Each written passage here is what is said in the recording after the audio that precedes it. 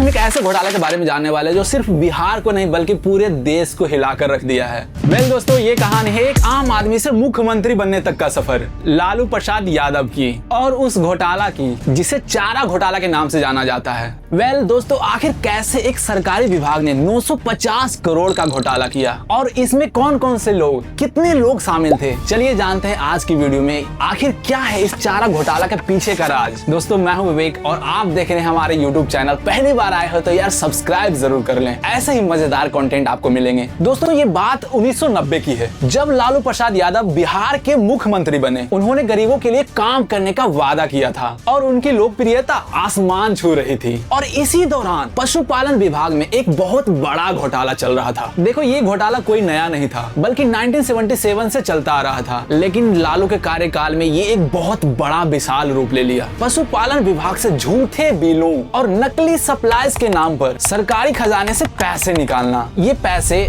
चारा, मेडिसिन और पशु आहार के नाम पर निकाले जा रहे थे और जबकि जमीन पर ऐसी कोई सप्लाईज नहीं हो रही थी। वेल दोस्तों, आप लोगों का सवाल अभी भी होगा कैसे हुआ था ये घोटाला। वेल दोस्तों, ये घोटाला एक बहुत बड़ा नेटवर्क के जरिए चलाया जा रहा था जिसमें सरकारी अधिकारी, पशुपालन विभाग के नियामक और राजनीतिक नेता शामिल थे। झूठे बिल्स और नकली कंपनियां, घोटाला करने वालों ने सैकड़ों नकली कंपनियां बनाई। ये कंपनियां सिर्फ कागज पर ही मौजूद थी। इन नकली कंपनियों के नाम पर चारा और पशु आहार की झूठी सप्लाई दिखाई जाती थी। ये पैसा जो करोड़ों में थे सीधे सरकारी खजाने से निकाले जाते थे और फिर आपस में बांट लिए जाते थे। अब आप लोगों को सवाल होगा कि आखिर इसका एक्सपोज कैसे हुआ। देखो, घोटाला का पर्दा 1996 में फंसा जब पश्चिमी सिंघम के डिप्टी कमिश्नर अमित खारे ने कुछ फाइल्स की जांच की। उन्हें पैसों के निकालने में कुछ गड़बड़ी दिखाई दी। फिर जांच आगे बढ़ी और उन्होंने पशुपालन विभाग के 2 अधिकारियों को गिरफ्तार कर लिया। इसके बाद उन्होंने पटना के विभागीय ऑफिस पर छापा मारा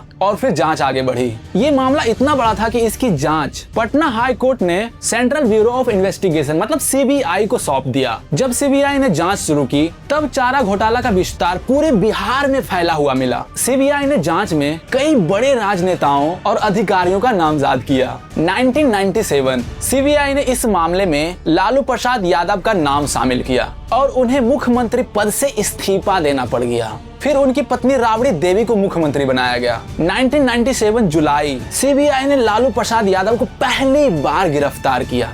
जगन्नाथ मिश्रा, ये भी एक बड़ा नाम है।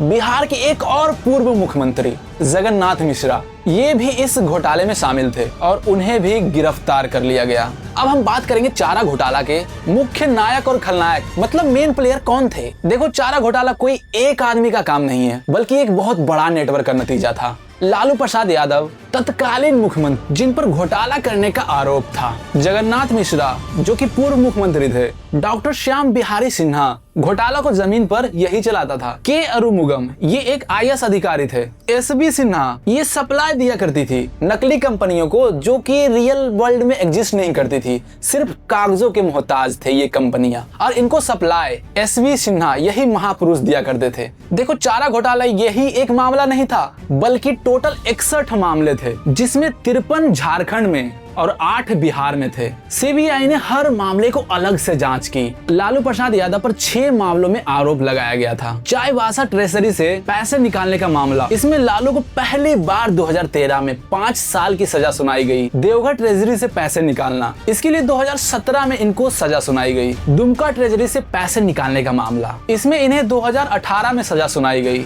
अब देखो, इतने सारे घोटाले करके बैठे हैं तो इनके राजनीतिक जीवन पर कुछ तो कुछ असर पड़ेगा ही। लालू प्रसाद यादव के राजनीतिक जीवन को बहुत ज्यादा नुकसान पहुंचाया। पहला, उन्हें मुख्यमंत्री पद से हटना पड़ा। उनकी पार्टी आरजेडी, उसकी छवि पर बहुत गहरा असर पड़ा। 2013 में सुप्रीम कोर्ट के एक फैसले के बाद लालू यादव की सांसद मेंबरशिप वो भी चली गई और इस घोटाले की वजह से झारखंड का गठन हुआ ताकि इन सभी मामलों को तेजी से सुलझाया जा सके। देखो, चारा घोटाला ये सिर्फ एक आर्थिक घोटाला नहीं था बल्कि ये राजनीतिक शक्ति और गलत इरादों के मेल का एक बहुत बड़ा उदाहरण था और इसने साबित किया कि कानून सबके लिए बराबर होते हैं, चाहे वो कितना भी बड़ा नेता क्यों ना हो। तो दोस्तों, ये थी चारा घोटाले की पूरी कहानी। अगली बार हम आपसे मिलेंगे ऐसे ही खतरनाक और दमदार नेताओं के साथ। वीडियो को लाइक और शेयर जरूर कीजिएगा ताकि वो भी जाने आखिर कैसे लालू प्रसाद यादव इतना बड़ा घोटाला किया।